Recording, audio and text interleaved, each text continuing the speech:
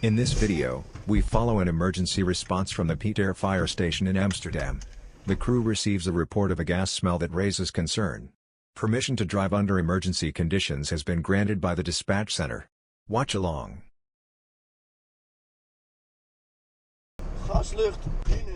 Staat gaslucht binnen in het trap. Ja. Doe je altijd met 30 minuten. Ja. Wel, dan gaat naar buiten, neemt de buren mee. Dan gaat een beetje bouwen ik buiten.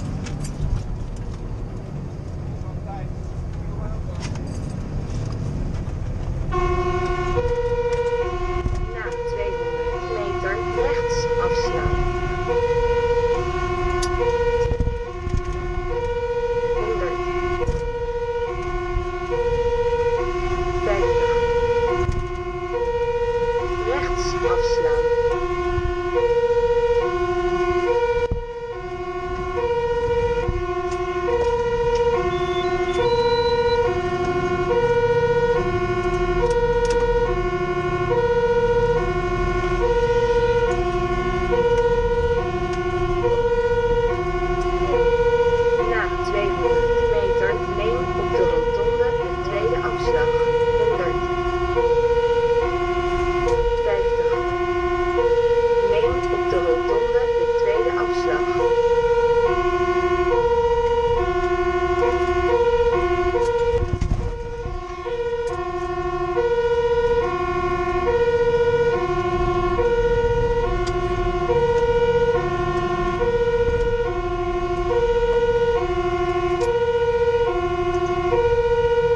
As you can see, the traffic is busy with trams, cars, and cyclists in this Amsterdam neighborhood.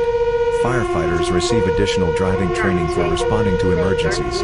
One rule, for example, is that they may drive no more than 20 kilometers per hour above the speed limit.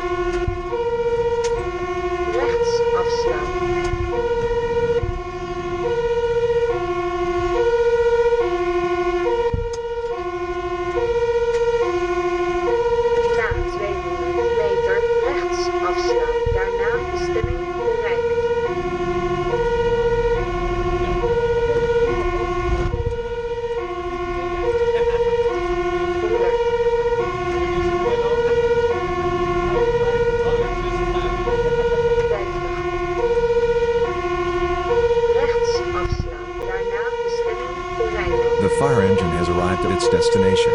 Thank you for watching this video, and subscribe for more. Special thanks to the Pieter fire station in Amsterdam.